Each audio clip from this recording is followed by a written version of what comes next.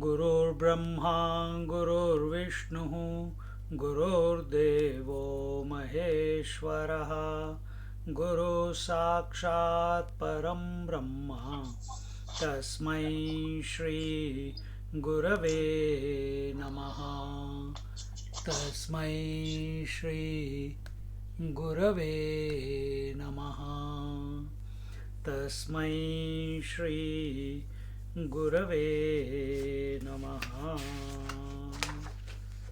In the last verse, towards the end, it was told Trividham Narakas Yedam. Before I continue, we are in Jnaneshwari, chapter 16, verse number 22, and just recapping the last verse, 21st verse.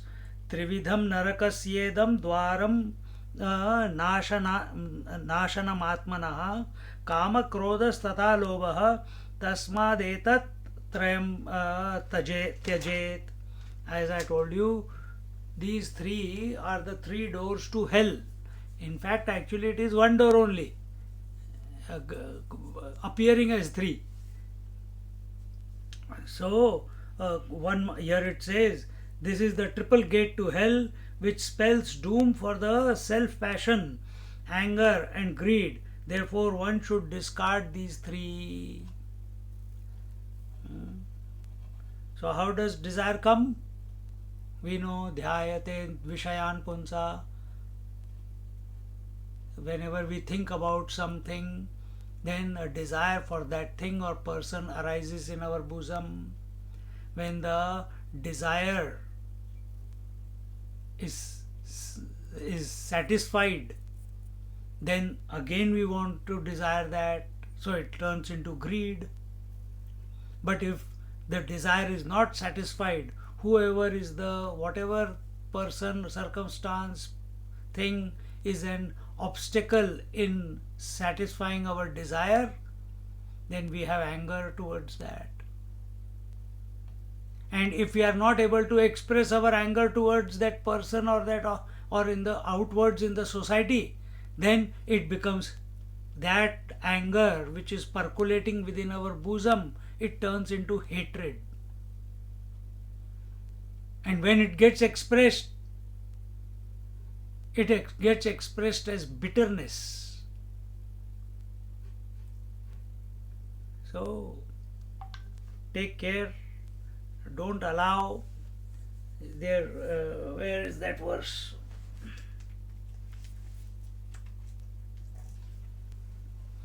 Today only we chanted.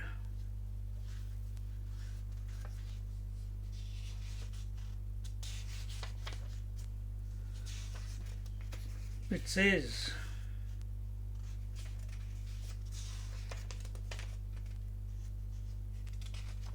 one moment.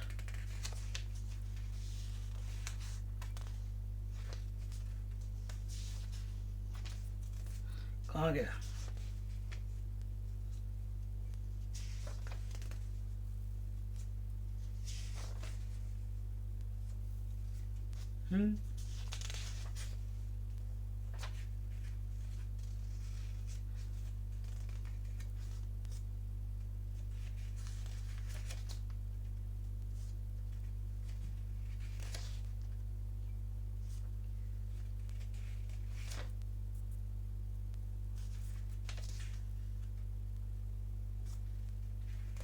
Anyway, the point is that the the sequence is that when we think about something, we get attached to it. When we get attached to something, we desire it. When we desire something and it is satisfied, it is fulfilled, it turns into greed. If it is not satisfied, we become angry. Greed also can never be completely satisfied, so eventuality is anger. What does anger do? It deludes our mind. What does delusion do? It makes us forgetful.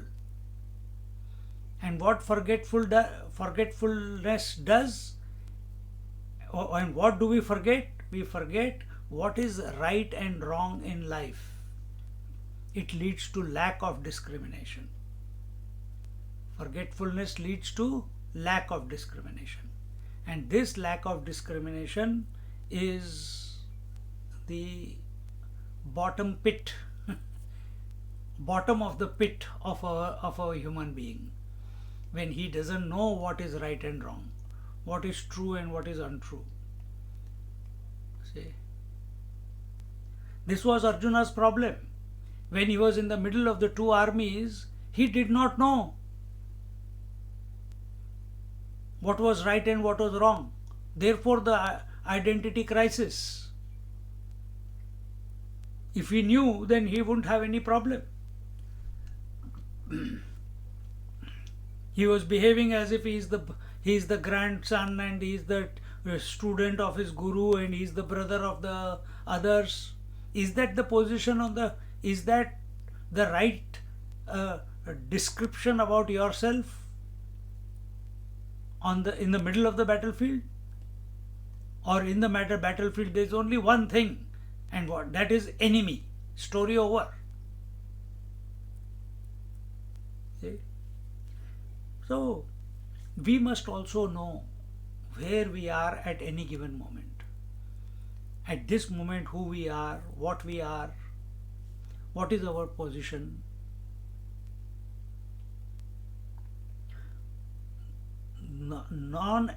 Non-alertness towards this leads to all the problems. Now, we talked about it last week, all this. So, Krishna Bhagavan is telling Arjuna, "O Arjuna, I repeat again and again that you should discard this evil triad of faults. We must work towards it. We must work towards it." And how, that will be told. And we have been told so much, but still he will recap.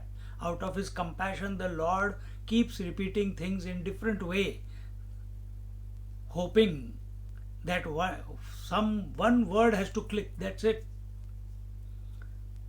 Now in the 22nd verse, Etair vimukta kaunteya, Etair vimukta kaunteya, tamodvaraistribhirnaraha, tamodvaraistribhirnaraha, आचरत्यात्मनः श्रेयः, आचरत्यात्मनः श्रेयः, ततो याति परां गतिं, ततो याति परां गतिम्। एतैर्विमुक्तकौन्तेय तमोद्वारैस्त्रिभिर्नरः, आचरत्यात्मनः श्रेयः, ततो याति परां गतिम्।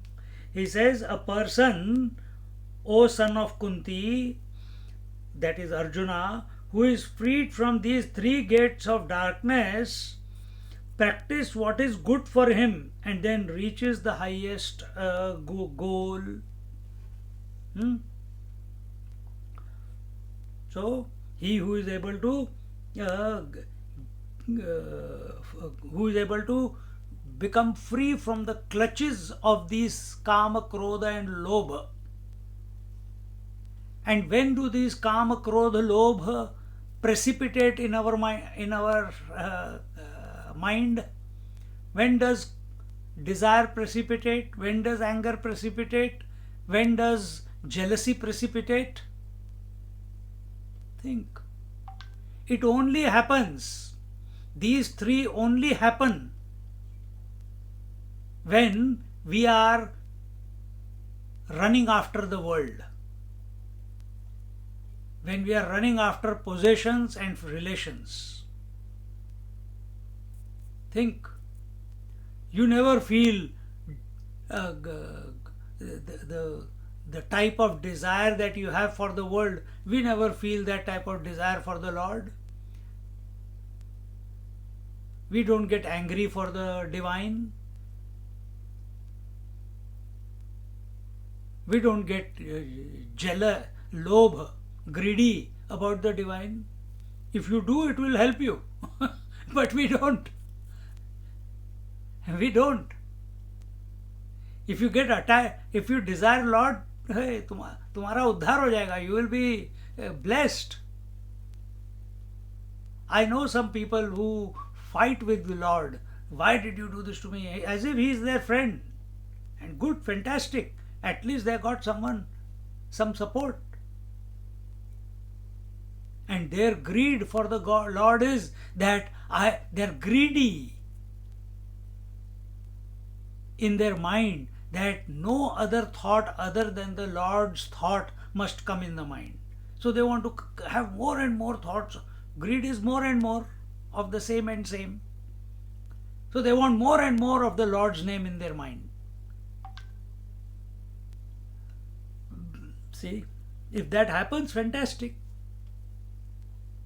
Jnaneshwar Maharaj says, Dharmadika chauhi antu atu पुरुषार्थाची तैची स्मातु करावी जय संघातु सांडीलहा. हे तिन्ही जीवी जव जागती तववरी निकियाची प्राप्ती. हे माझे कान नाईकती देवो ही म्हणे. जया आपण पे पढिये आत्मनाशा जो बिहे. तेने न धरावी हे सोये Savadhu hoize. He says, one who becomes free from this triad of mental disorder can think of achieving the four ends of human life. See, to think, if we are still exhibiting on self-analysis, if we see the symptom of Kama, Krodha, Lobha expressing in our daily life, even though we are interacting with the scriptures, we can never understand them as they are. What they are trying to teach us, that we will never understand. If we want to practice Vivek, Vairagya, Shatka Sampatti and Mumukshutvam, this also will not be possible. It's not possible. If you want to practice Dharma, Artha, Kama, Moksha, while you are still a slave of Kama, Krodha, Lobha, it's impossible. It's impossible. I'll tell you one more thing. If you want to practice the Grahastha Ashram, Vanaprastha Ashram, Sannyas Ashram, if you want to carry out your responsibilities and duties as a Grahastha, as a Vanaprastha, or as a renunciate, as sannyasi, as long as one is addicted to this disease of Kama, Krodha, Lobha, anger, greed, desire, anger and greed, he cannot practice Grahastha Ashram effectively. He cannot practice Vanaprastha effectively. He cannot practice Sannyas effectively. He cannot study scriptures effectively. He cannot practice Dharma, Artha, Kama, Moksha effectively. He cannot practice Vivek, Vairagya, Shatka, Sampatti and Mumukshutvam effectively. Impossible.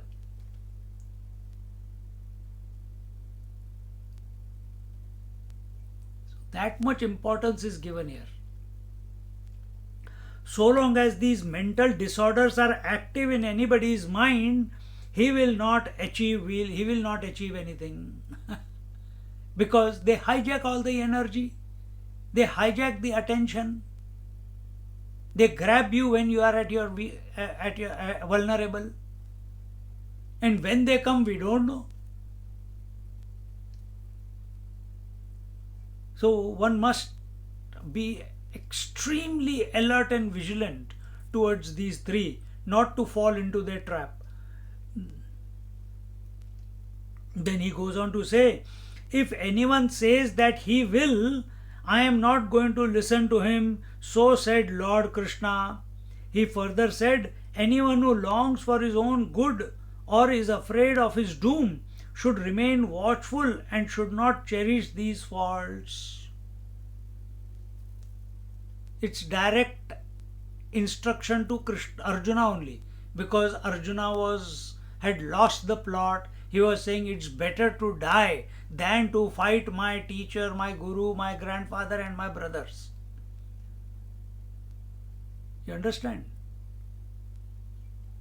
So whenever we have such thoughts in our mind that life is too much, responsibility is too much, why did I get into this? Why did I get into that job? Why did I get married? Why do I have such type of kids? Or on the sadhana, why this, why that, why that? Continuously you are asking this question, when will God? God is always available. You are bloody not, we. We are not giving up the kama, krodha and lobha. That's why it is not happening. Don't blame God.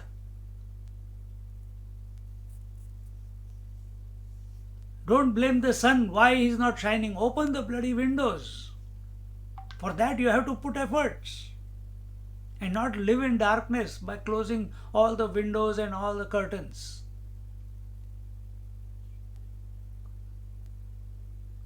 Opening the windows is letting go of kama, krodha, lobha, growing out of it. And one must remain watchful.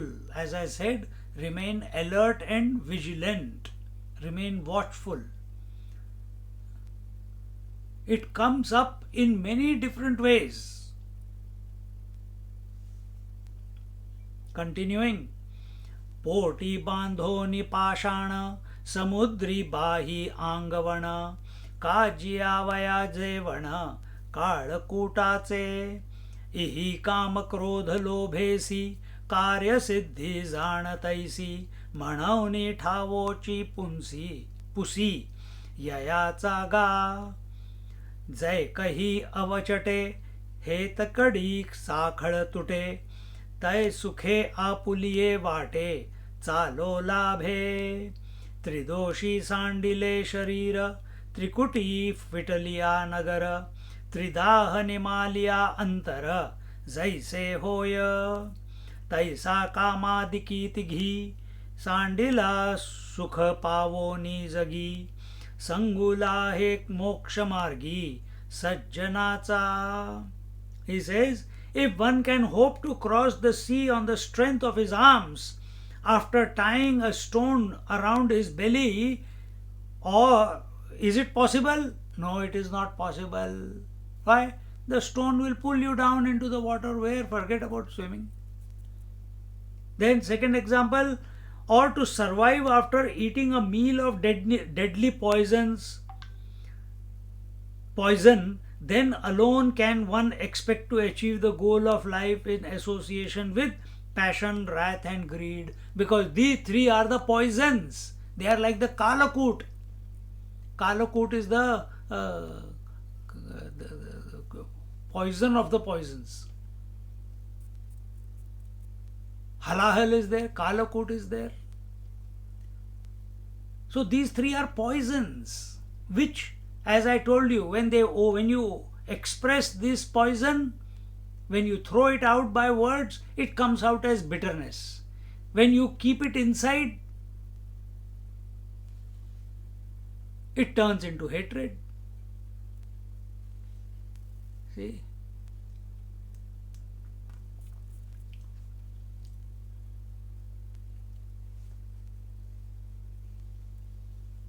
So, while we are practicing these three, or we are under the clutches of these three, kama, krodha, lobha, anything we want to practice, success, sadhana, meditation, yoga, good health, be a good parent, be a good husband, be a good citizen. You want to study further and higher. These three will sabotage every effort that you put in any direction. They will not allow us to be excellent anywhere. That is their power.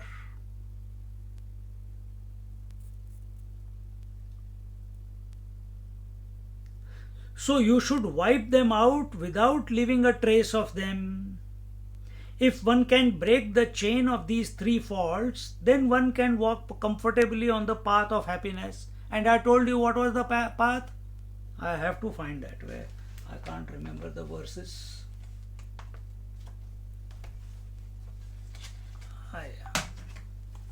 Na, na, na, na, na.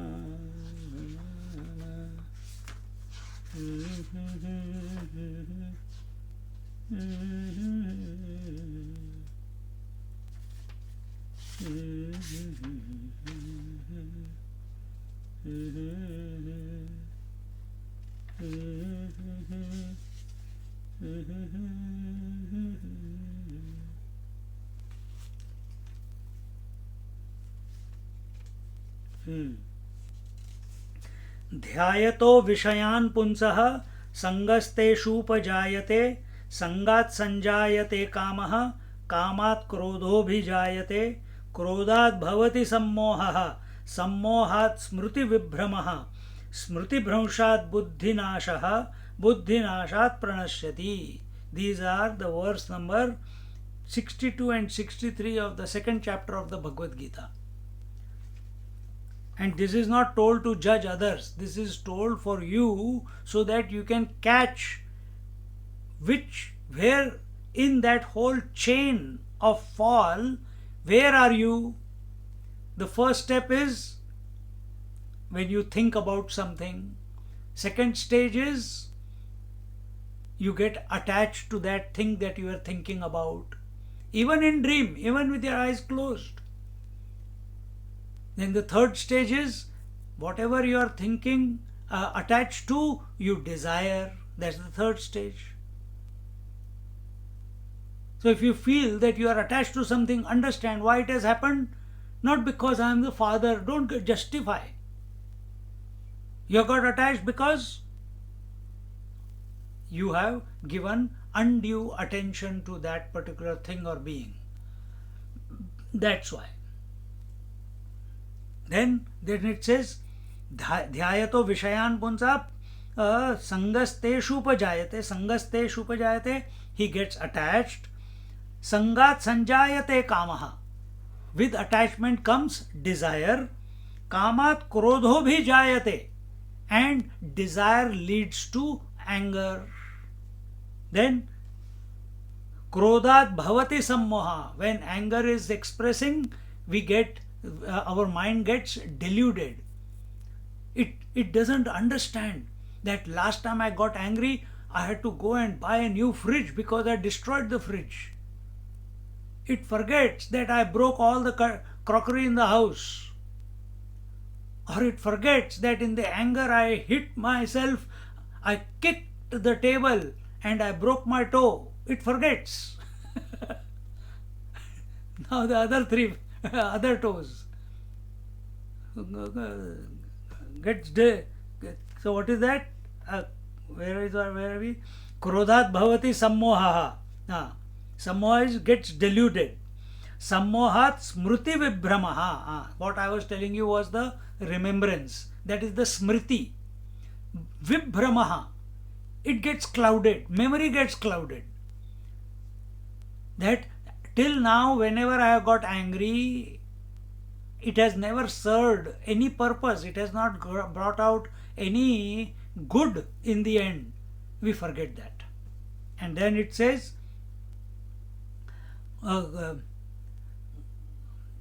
Smriti bhranshat buddhi nashaha.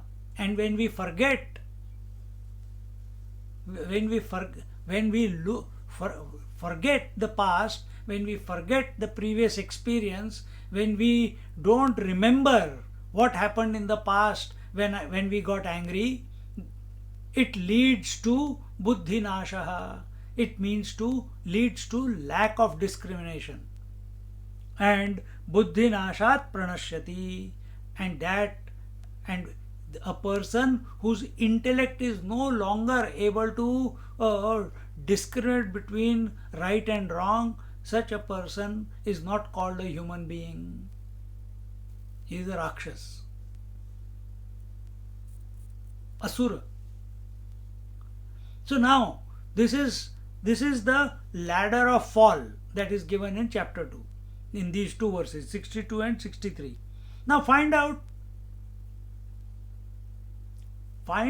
any time you catch yourself, find out where in this entire chain of, where are you, and then work your way back to normalcy. Find out the cause straight away, that I have got attached somewhere. I gave undue importance somewhere. Therefore I am stubborn. I want my way. So here he says, so you should wipe them out without leaving a trace of them. If one can break the chain of these three faults, then one can walk comfortably on the path of happiness. How do you break the chain of these faults? One way is stop giving value to any object or person in life. Do the drama, but inside be empty. And the other is, if you can't do that one, find it very difficult. Give more value and attention to the thought of the Lord, to the name of the Lord. Remember Him again and again. Then you can break the chain. So right now we are overdoing by interacting with the world. Dhyayato vishayan punsaha. Punsaha is person, humans. He who, the person. Dhyayato gives attention to what? Vishayas, objects of the world. Objects also includes the beings of the world. Then we get attached, and then a whole journey begins. The ladder of fall begins. But if we catch ourselves, now again start rising up. Start raising yourself. If I caught myself that I am angry, why am I angry? I must have had a desire. What was the desire? Why did this desire come? I must have got attached to my desire. That I want it to be like this and this way only. I want this result and this result only.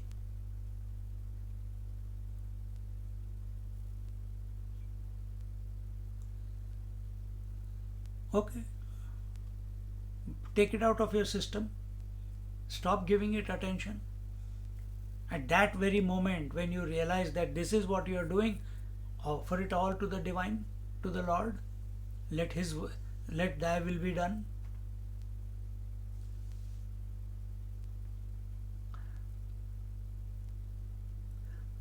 Then one can walk comfortably on the path of happiness. Excuse me. He who has got rid of these three faults becomes happy, like a body freed from three disorders: phlegm, wind, and bile. See?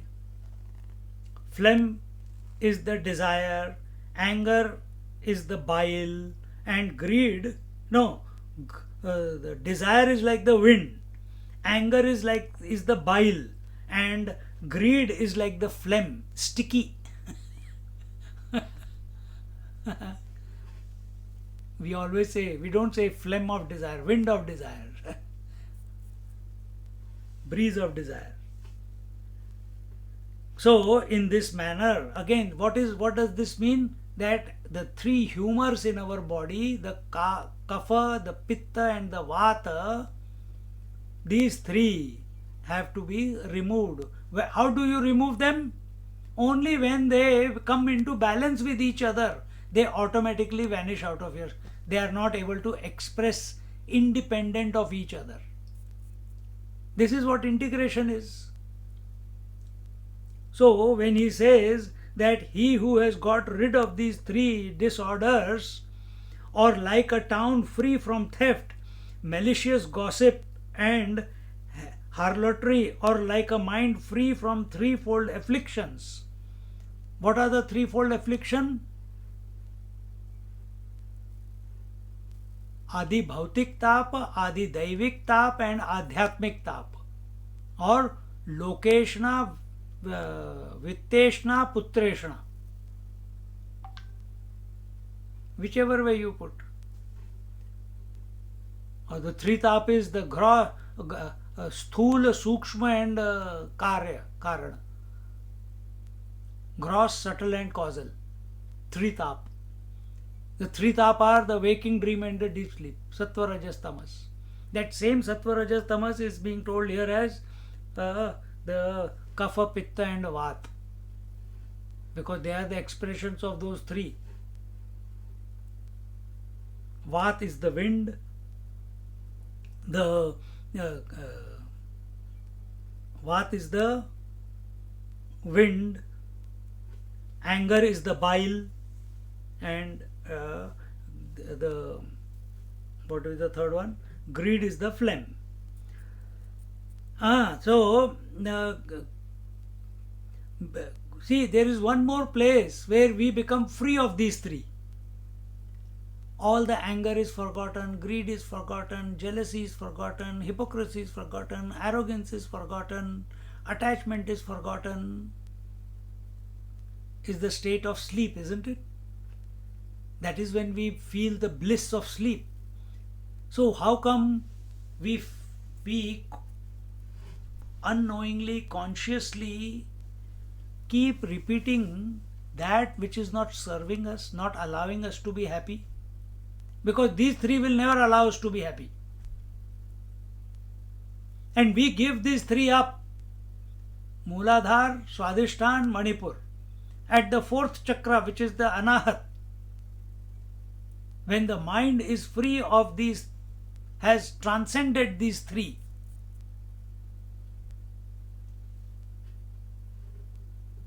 then immediately you will experience that you are not the body. So what is the experience at the Anahat chakra? A distinct, like I see that this book is separate from me. Like I see this book is separate from me, like that I see or experience or come to know without a doubt that consciousness is separate from matter. This becomes the mainstay at the Anahat chakra. And as long as we are caught in the first three, it will not click. We may study scriptures. We may understand everything. But it will not click. For the clicking to happen, we have to transcend these three. We have to annihilate these three from our system.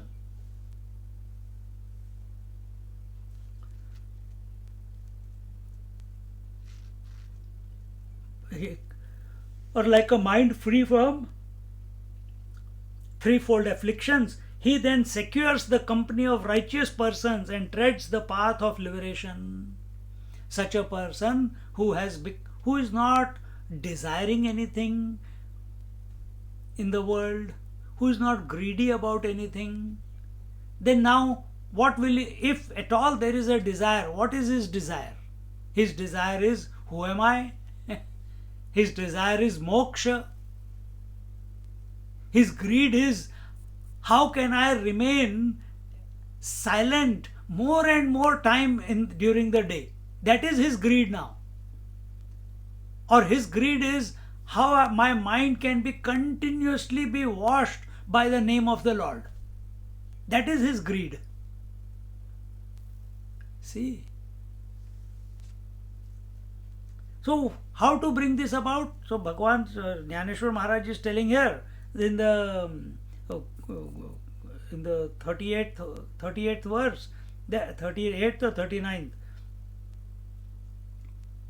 no, 40th verse, 40th OV. He then secures the company of righteous person. He finds the sadhu, sannyasis, bhaktas who are, he will automatically attract. He doesn't have to run anywhere. He will automatically find in certain places. See, some person in our Wednesday class, that Subramaniam comes. He came from England to Melbourne.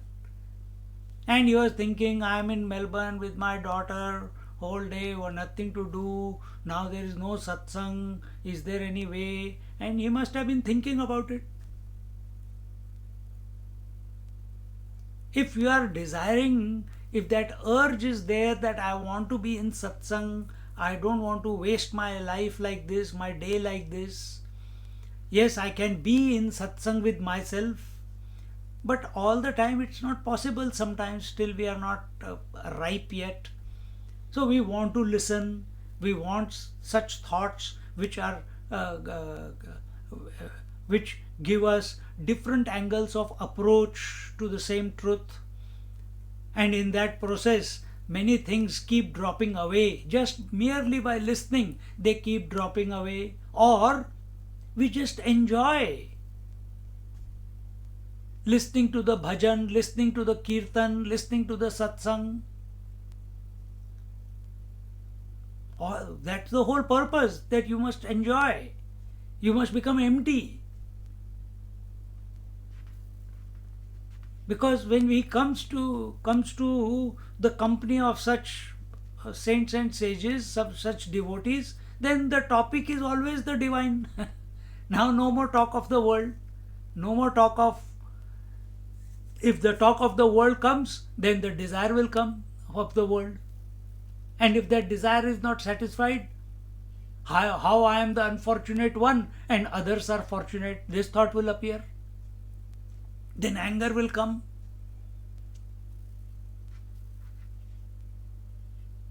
See? We come across many people who are so bitter towards. If a person is come here and they are studying medicine because their parents can afford, then someone says, oh, your father must be making some black money, that's why he was able to send you to Australia to study college or masters or medicine or whatever. How dare you say that? And if someone is, I have heard people say that. It shows how bitter they are. That why I was given the wrong hand, the wrong cards. Why my parents were like this? Why the circumstances were like this in my life? Continuously into self-pity. I. Don't get into that trap. Let the world be. Everyone is getting what they are getting because they deserve it. Story over. We got no say in it. Our say is, how do I become integrated? How do I become blissful?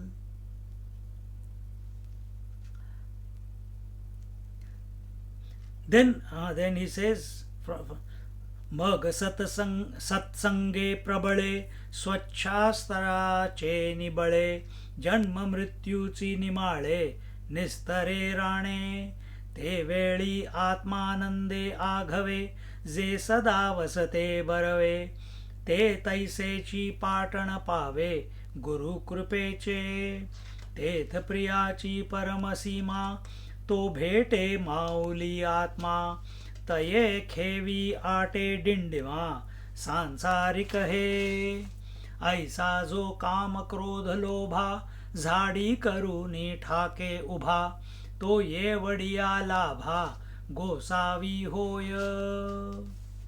He says, then on the strength of the company of the vicious persons and under the guidance of the scriptures, He crosses the vast lowlands in the form of births and deaths. In the strength of the satsanga, company of the truth, whether that the company of the truth is happening within him, where he is continuously contemplating on the Atma or continuously contemplating on the Lord, and at the same time, at the same time, what? Of the virtuous person, and under the guidance of scriptures. So, how can he come out of these three? Guidance of scriptures. Must study scriptures every day. Read one paragraph, two verses of Bhagavad Gita every day.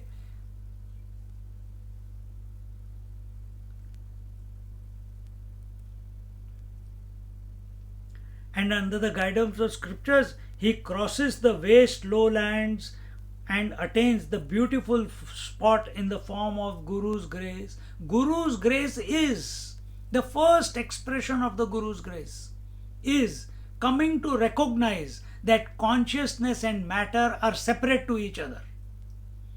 That happens at the Anahata Chakra. You have to build up the momentum.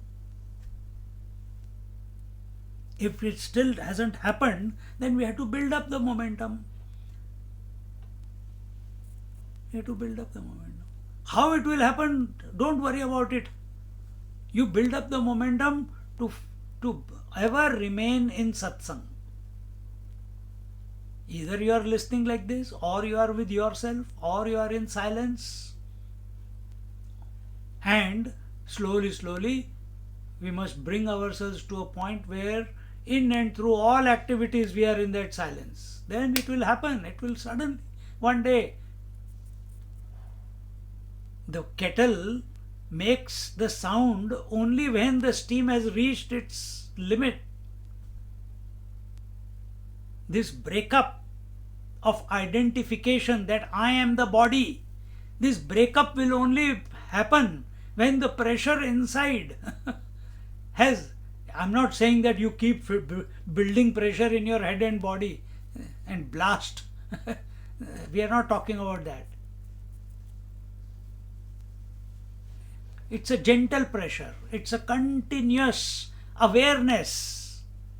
More than pressure, awareness is better. Continuous awareness about awareness of the divine. And by its grace, by the Guru's grace, by the Lord's grace, by the grace of the Absolute Self, the first stage, that consciousness and matter. I the consciousness and matter the body. Not a concept. Consciousness not as a concept. You will come to realize, till now I was thinking I am the body. अरे बेवकूफ बनाया इतने साल, 50 साल, 60 साल. Stupidly I was living. Because from that moment onwards, you have not come to abide in the truth. But that experience is so deep, so transformative, that from that moment onwards, the world doesn't seem to be the same.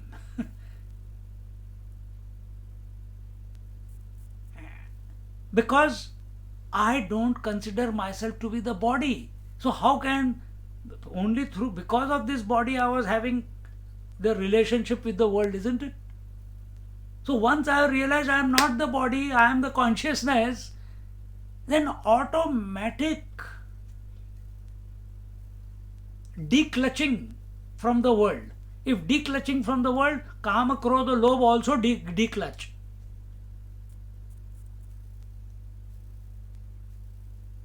See? And if we keep moving in that direction, then naturally the question arises. If I am not the body, then who am I? Who is this consciousness? What is this consciousness? Where is this consciousness? Till now I was living a lie then. See? Till now I was living a lie.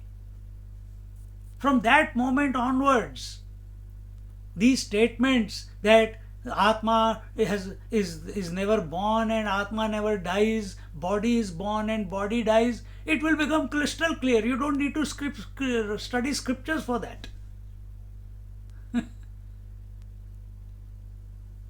It becomes your own direct knowledge.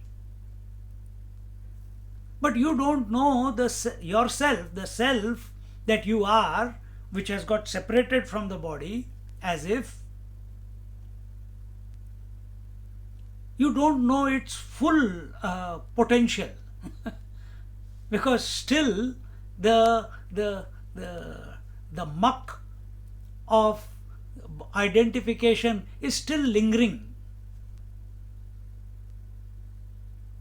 If you give attention, you will be able to manifest and succeed in everything in this world, because you will do it from a different space now, because you have realized that you are not the body. You will play the game without fear. You will put 120, 50% in anything that you want to do in this world. But then we are using this diamond for wrong purpose, for achievement in the world. Instead, you go and find out what its infinite potential is.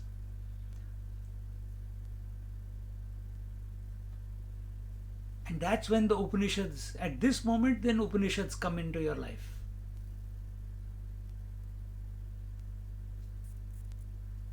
Upanishads come, and then that Yoga Vashishta comes, Panchadashi comes. Those type of thoughts you will start enjoy contemplating on those type of thoughts. Naturally, not because of anything. No, it just resonates with us.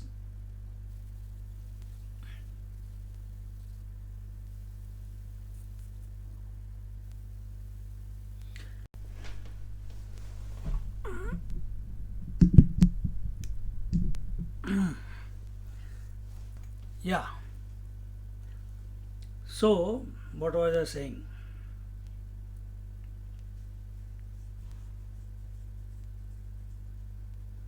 Yeah, thereafter he attains the beautiful spot in the form of Guru's grace, where abides eternal bliss of the self. There he meets the mother self, who is the acme of affection, and in whose embrace the kettle drum of the world existence ceases to beat. Eh? Kettle drum of existence of the world. What is that? ये करना है, वो करना है, I have to do this, I have to reach there, I have to pay the bills, I have to renew my car registration, I have to pay the insurance, I have to get the car serviced, I have to have breakfast, lunch, dinner. Array, now I have to go to sleep. Now I am tired. My body is becoming stiff. I need to exercise. This is the kettle drum of the world. Continuous, the cacophony which is going on in our mind. Unnecessarily it is going on and on and on and on and on and on. To some extent we are able to handle it. Those who are not able to handle it, they become schizophrenic, or they get depressed, or they commit suicide, or they go into drugs or alcoholism.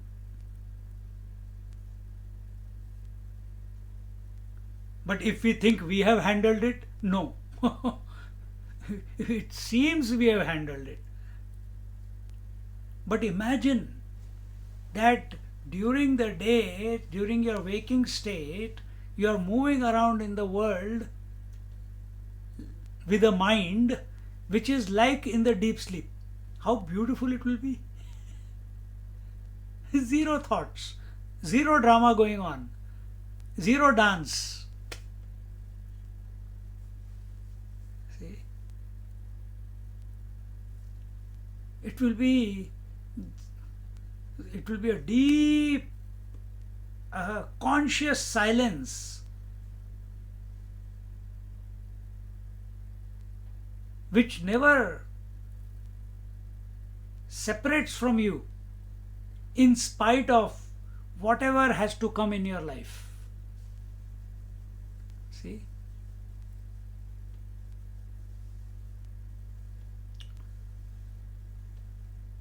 There he meets the mother self, who is the acme of affection.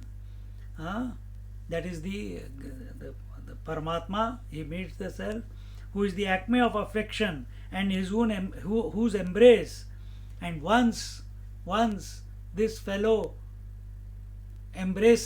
comes into the embrace of the self, of the mother self. She is the mother self. Then the cacophony from here, the world, gross, subtle and causal, it does not affect him anymore thereafter. He is immune to it.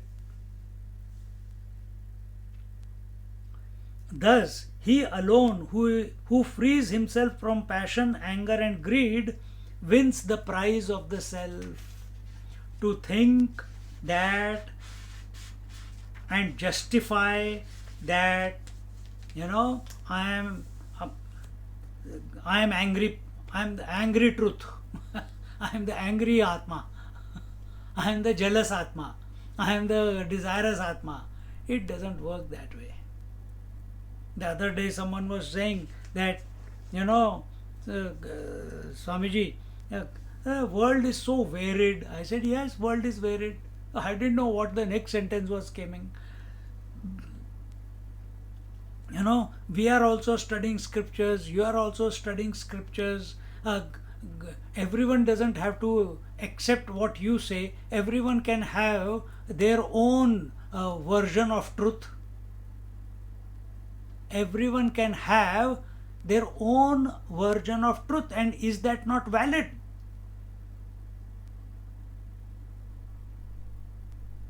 What do you make of this statement? What do you make of this statement? That everyone's experience of their truth, is valid. So, my friend, does it mean that the truth is different for different people? And this is what happens. This is the wrong angle of approach that sometimes, unfortunately, when people study scriptures by themselves, they come to such type of conclusions. See? I study this, I do meditation every day, I do yoga every day, I do japa every day. And you come to this conclusion that everyone has their own experience of truth.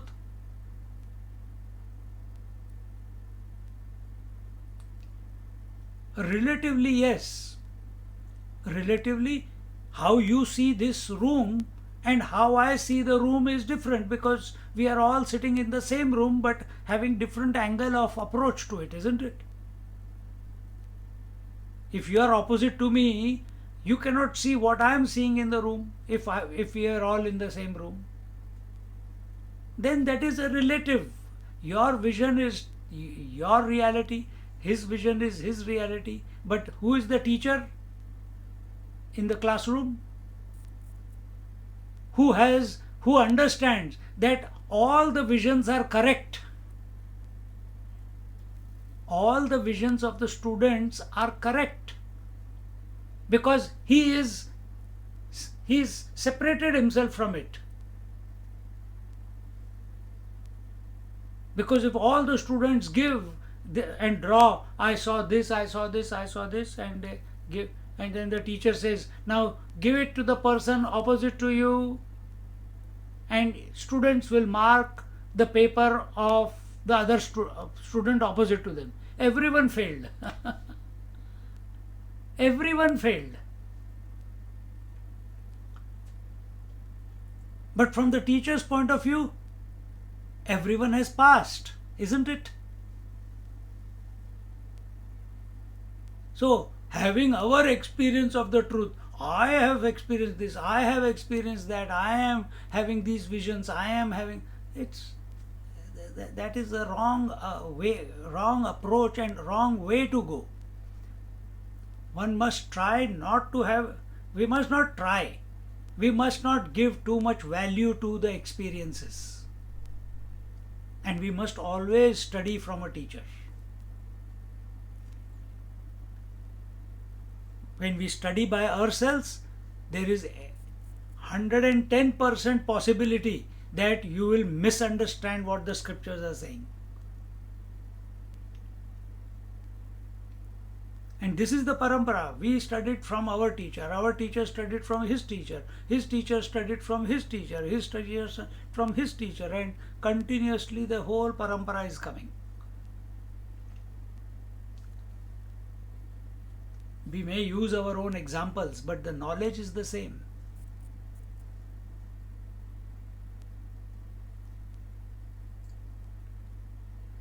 Knowledge cannot be one per person.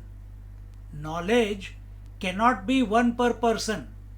It cannot be unique to each person.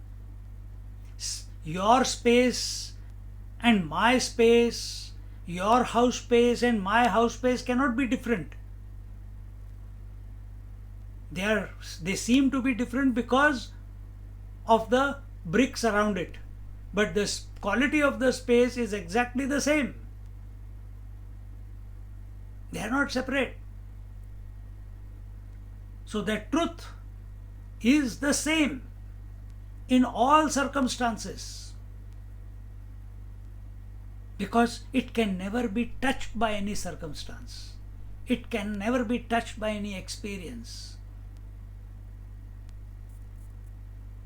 It can never be touched by any limitations. So,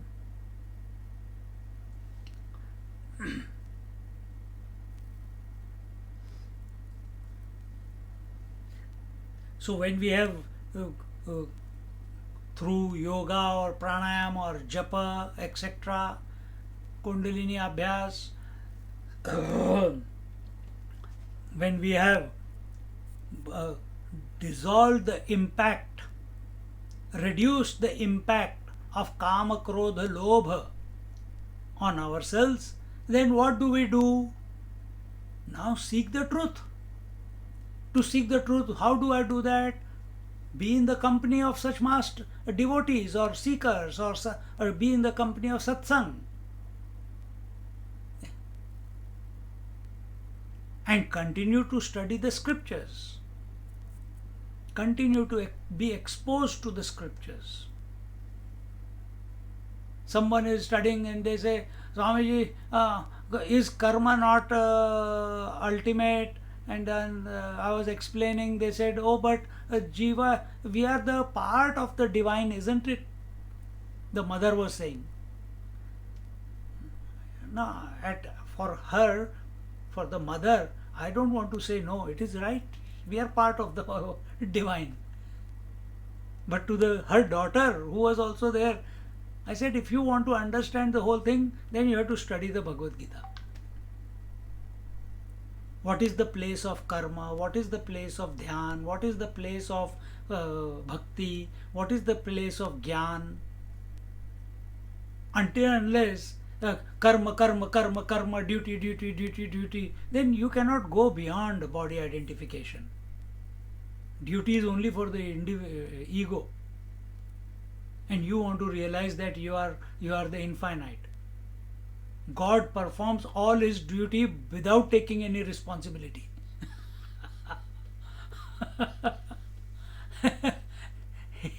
Because there is nothing other than him. So no duty, question of duty doesn't come. And even if he takes the avatars to show us that he is doing the duty, it is all, he is playing with himself. He is playing with himself. But we are not playing with ourselves. We take the world to be serious. We are not playing. So this play, this krida, atma krida, this krida comes about. When I told you, in anahat, you get separated from the body, the body identification drops distinctly. From that moment onwards, your approach to the world is ठीक है यार, सब ठीक है, हो जाएगा. Don't worry, be happy. Everything is taken care. Everything is happening on its own. If I do or don't do nothing, it's not going to be, it's not important. The whole view of the world changes after that. Because your view about yourself has changed.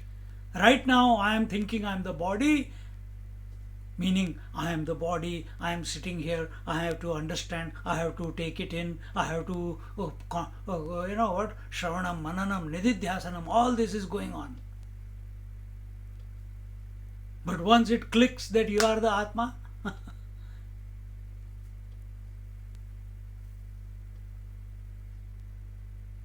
then there's no doubt as regards the Atma. Right now, it is it is inference at this moment. At this moment, we are imagining.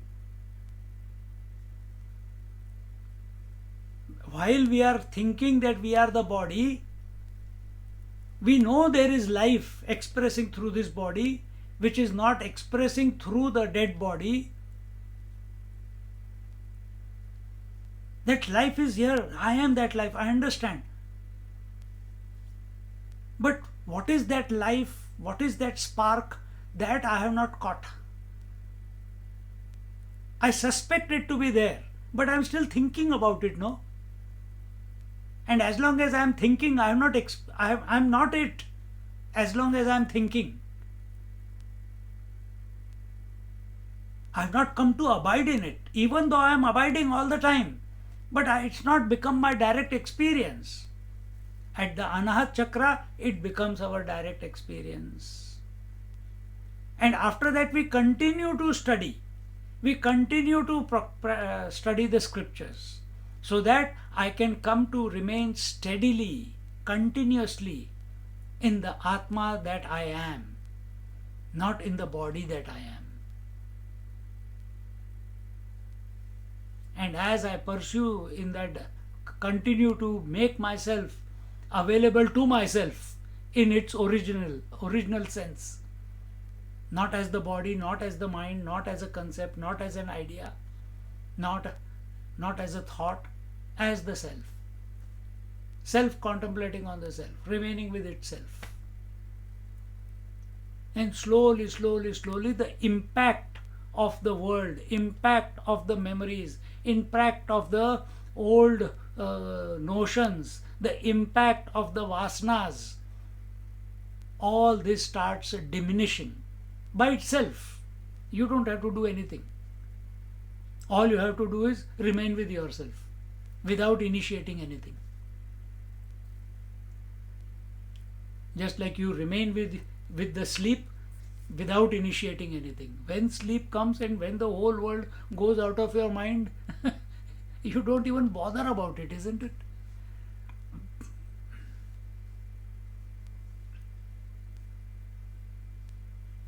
In that manner. Then, sir, so scriptures are the only ones who guide us and help us, and we must take the refuge of the scriptural authority. See, and now that will be told in the next verse. Where are we? Here we are. So here he says, why should we study the scriptures? Here it is told now. Ya shastra vidhi mutsrujya, ya shastra vidhi mutsrujya, vartate kamakarata, vartate kamakarata, nasa siddhimavapnoti, nasa siddhimavapnoti, na sukham na param gatim, न सुखम न पराम गतिम यशास्त्रविधिमुत्सृज्य वर्तते कामकारत न स सिद्धिमवाप्नोति न सुखम न param gatim.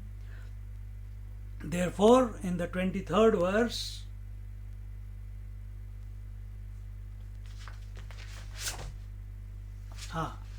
therefore, in the 23rd verse he says, but he who, ignoring the scriptural injunctions, lives indulging his desires, does not attain perfection, nor happiness, nor the highest goal.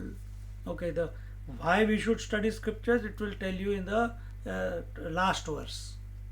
So if we do not, he's still creating the foundation, making him understand that okay, you have to a large extent you have weaned yourself away from kama krodha lobha, you are in the right company, you are studying the scriptures. Why should I study? It's so difficult. Sometimes I can't understand the head and the tail of the scriptures. Sometimes they contradict themselves, sometimes which one, this one, that one, and number of doubts can come. So here he says, forget about that. First, if you do not, but if you ignore the scriptural injunctions and live indulging in the world of desires, anger and greed, because see, once you have transcended, once you have delinked yourself from kam krodha lobha and you have come into the company of devotees or satsanga, what do majority people do when they come to satsanga? What do majority people do? They find people of their level. Doctors will come together with doctors in a satsang. Engineers will come together with engineers. And then we go and open our mouth there. If that is not the case, we go and open our mouth. And when we realize, oh, this fellow knows a bit more than I do. And he has a good understanding. He has got a good grasp on the subject. So you want to interact with that person more. You spoke to another person. He says, I don't want to understand. I am happy taking the name of the Lord. I don't think he's I don't want to be too much close to this fellow. You start creating groups within the satsang also. You start putting people in their boxes. That whom you should meet and whom you should not. Whom you should talk to, whom you should not talk to. That is not the purpose of the satsang. Purpose of satsang is your purification. You are not come there for creating new relationships. And this is what happens. Some people in the young age, they start and they get the vairagya and they come, they transcend this kama krodha lobha and they come, and instead of going and finally vanishing into the mother self, as Jnaneshwar Maharaj says, that's why he is also called Mauli, mother. Jnaneshwar Mauli. Even though he is a young boy, but people used to call him mother. See, that much love and compassion. Just like the scriptures have so much love and compassion for us.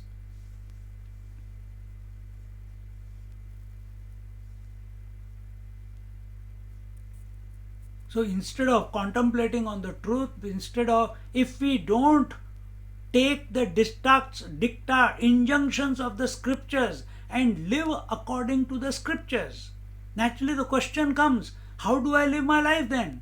What should I do and what should I not do? Who will tell me? No, each person should decide their own do's and don'ts. Then it will be a big mess in this society. Government decides that the red light means stop, green means go, and orange means you can quickly drive fast through the lights. So all the different government has set.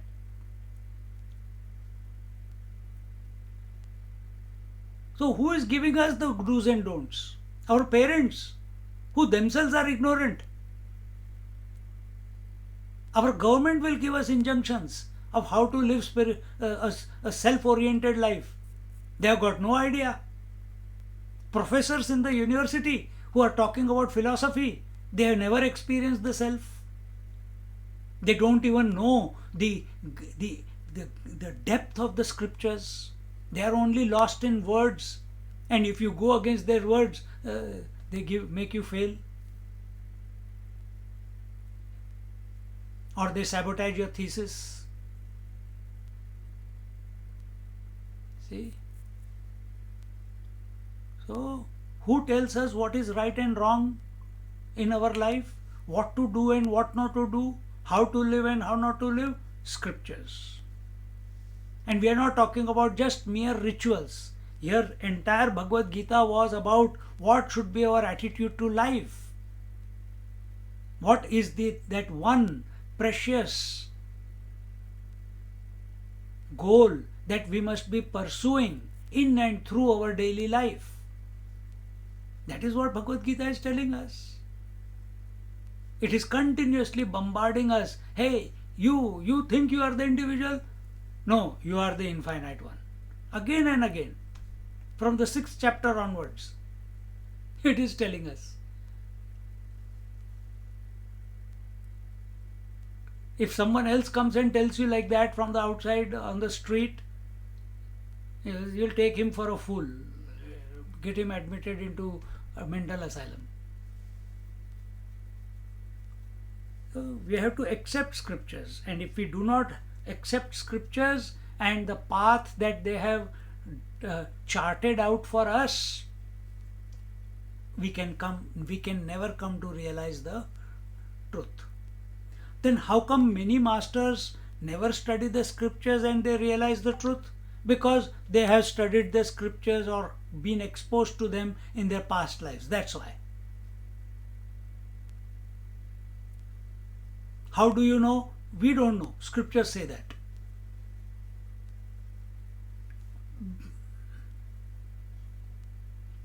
Now he says, ना हे नावडोनी काही कामादी कांच्याची ठाई दाटिली जेणे डोई आत्मचोरे जो जगी समान सकृपू हिताहित दाविता दीपू तो अमान्यू केला बापू वेदू जेणे न धरीची विधीची भीड न करीची आपली चाड वाढवीत गेला कोड इंद्रियांचे काम क्रोध लोभांची कास न सोडीच पाळिली भाष स्वैराचाराचे असोस वळघला रान तो सुटकेची वाहिनी मग पिवो न लाहे पाणी स्वप्नीही ते कहाणी दूरीची तया आणि परत्र तव जाये हे कीरतया आहे परी ऐहिके कही न लाहे भोग भोगू. He says, now he who has no liking for the attainment of the self and who indulges in passion and the rest, he brings his own ruin. Yeah, he will bring his own destruction. What is destruction from scriptural point of view? What is death from scriptural point of view? I am asking. What is death? Self-forgetfulness.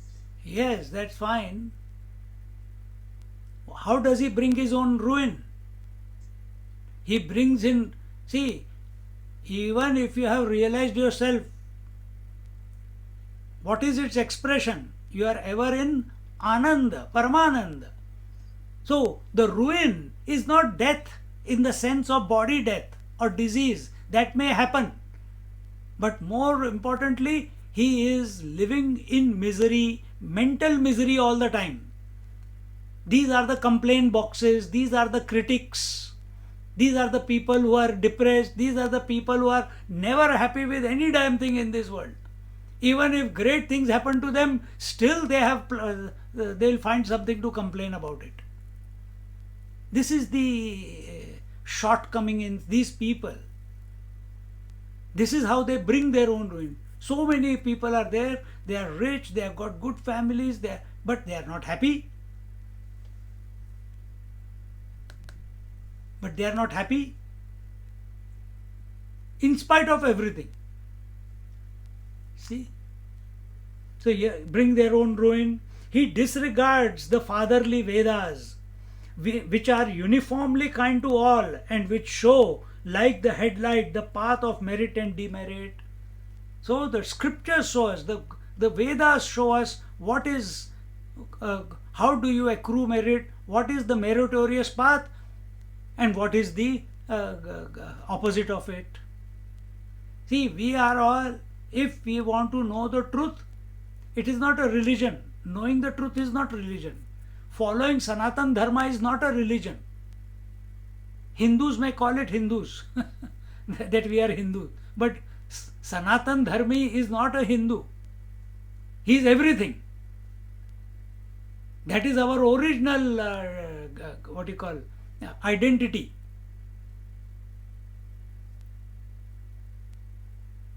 So he says here, if we, and who are we, the Sanatan Dharmis?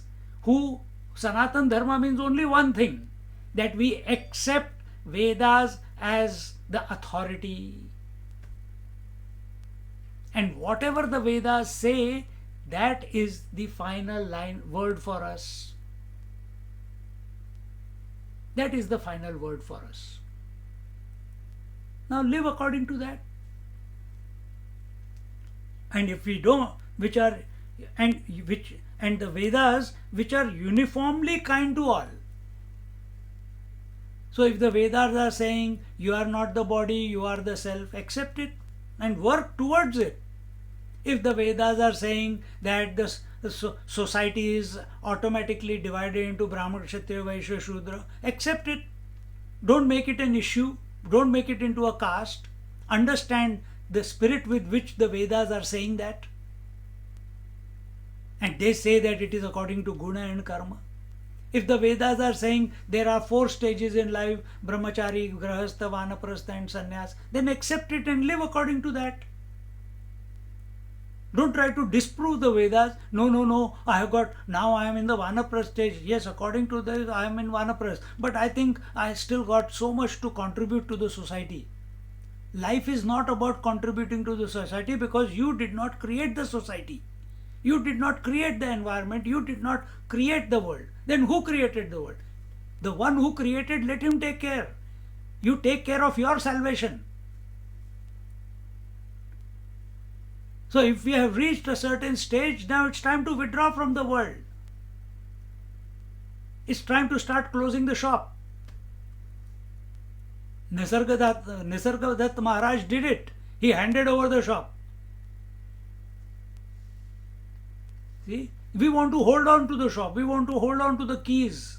We want to hold on to the checkbook and hand over the business to the son or the daughter. But we want to hold on to the checkbook. This is not going to make us grow. So here he says, he shows. So scriptures tell us what is to be practiced and what is not to be practiced, how to live your daily life, the Vedas tell us. Then he shows the believer, he shows scant regard to the rules of conduct laid down by the Vedas, neglects his own interests and indulges in the senses. He clings to passion, anger and greed and does not ignore their dictates. See? So if the Vedas are telling us, it is out of love for us, it is out of compassion towards us, because they want to see that we realize our true potential. They want to see that we are happy forever and ever and ever, infinitely. But we, in our own intelligence and in our own arrogance, we disregard them and dig a grave for ourselves by clinging to Kama, Krodha and Lobha. Thus, He, giving up the highway to liberation, enters the jungle in the form of a wild, conducts and wanders freely there in the name of freedom, in the name of swatantraya, in the name of individual right, in the name of I don't want to follow anyone, I don't want to believe anything. He wants to live in this world and I want to experience and I want to realize my own truth. Good luck to them. Instead, what happens? They lose their way. They lose their way. They don't know which way to turn, which way to go. If they had a little bit of patience and pursued with the scriptures, then slowly things start clicking, because every unanswered question in your mind is answered by the scriptures. Remember this. You must have experienced in this Vivek Chudamani itself.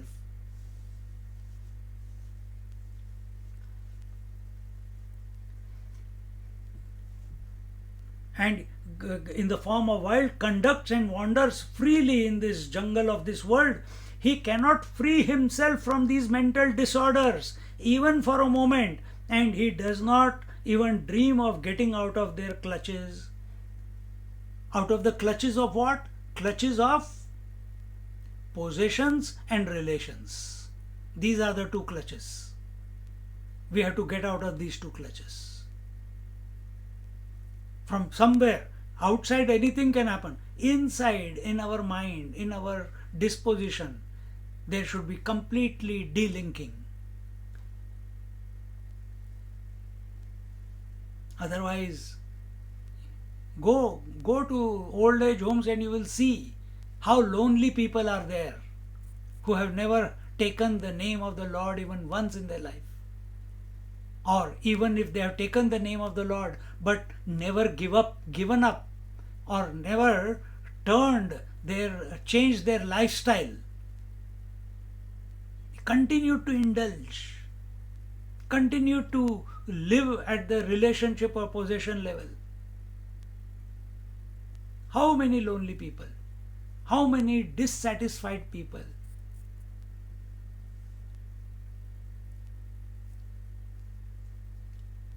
He cannot free himself from these mental disorders even for a moment, and he does not even dream of getting out of their clutches. In this way, he loses the heavenly joys and cannot even enjoy the pleasures of this world.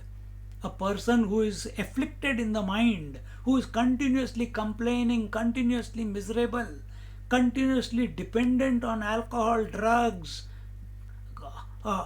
desiring kama, krodha, lobha, he can't even live a normal life, Baba. He can't live a normal life also.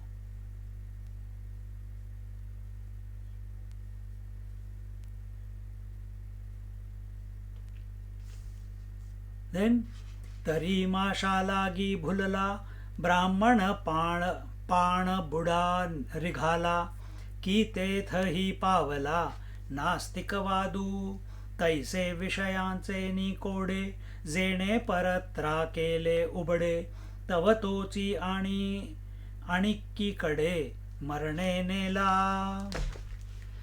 एवं परत्र ना स्वर्गू, ना ऐहिकाही विषय भोगू, तेथ केऊता प्रसंगू, मोक्षाचा तो म्हणवनी कामाचे निबळे, जो विषय सेवू पाहे सळे, तया विषयो ना स्वर्गू मिळे, ना उद्धरे तो. He says, if a Brahmin enters the river to catch fish and is drowned, he incurs the obloquy of being a heretic.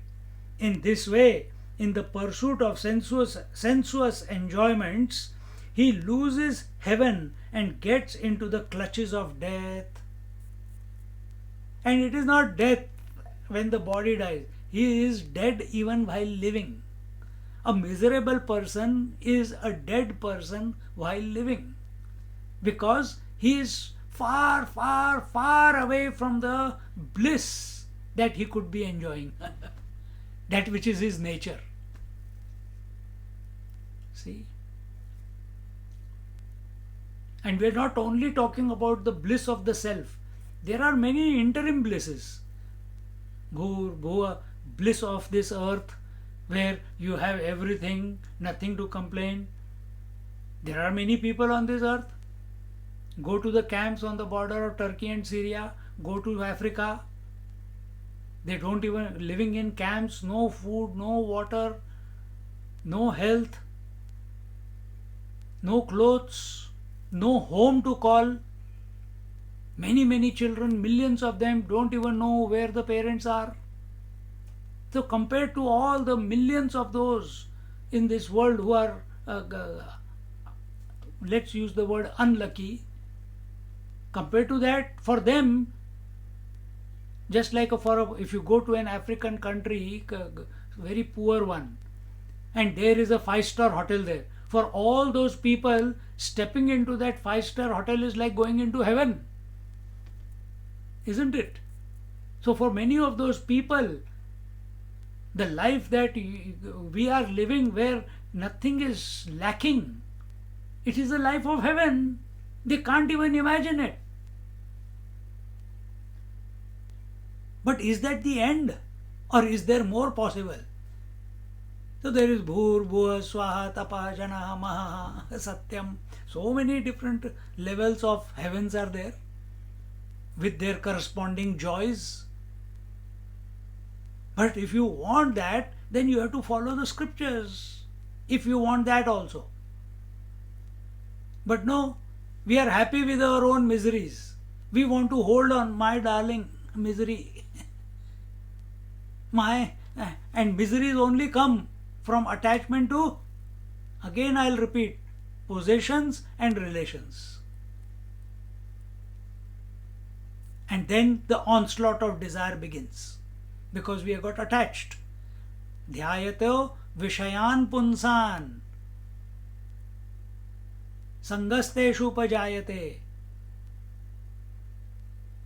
So when we attach to something, then the desire for them comes, that they should be well, they should not die, they should be healthy, I have to serve them, I have duty, blah blah blah blah.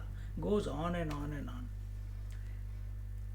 He thus gains neither the joy of the heaven nor the pleasures of this world. Then why talk of his securing liberation? For such a non-believer, Nastik, who doesn't accept the Vedas, who does not accept the Vedas and their injunctions, and does not want to, and this we are not talking about a third person, this we are talking about ourselves. If we are not living our life according to the Vedas, then what's the point of talking about liberation to us? Bhagavan is saying, Jnaneshwar Maharaj is saying. He can't even think about liberation. It will be only remaining an idea. Liberation, but liberation from what? He is not even ready to listen to the satsang. Some people have great animosity towards Mahatmas and satsangs, or anything divine, or any temple, a holy place. They want to run away. They can't handle that energy.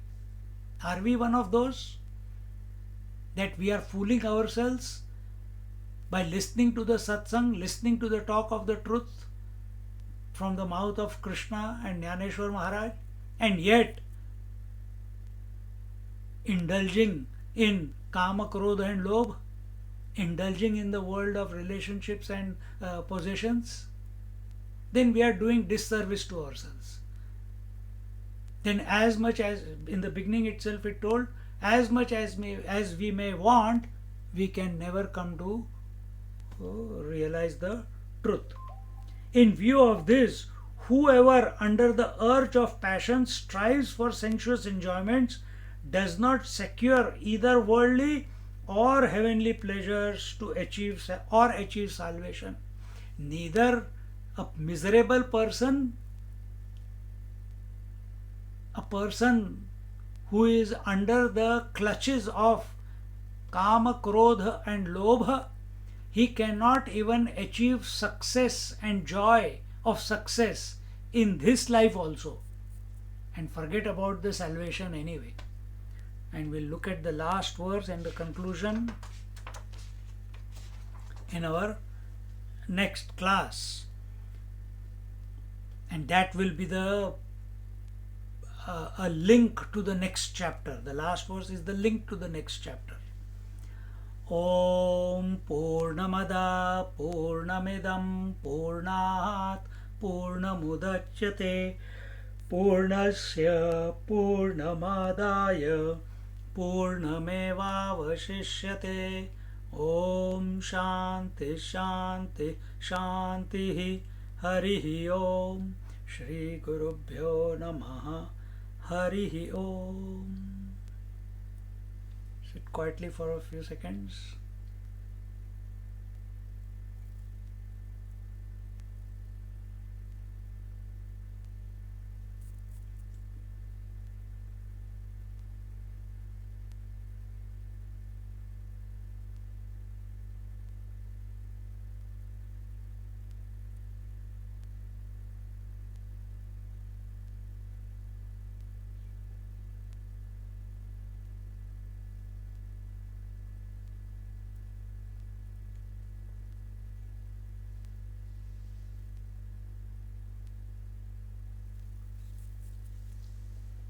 Hari Om.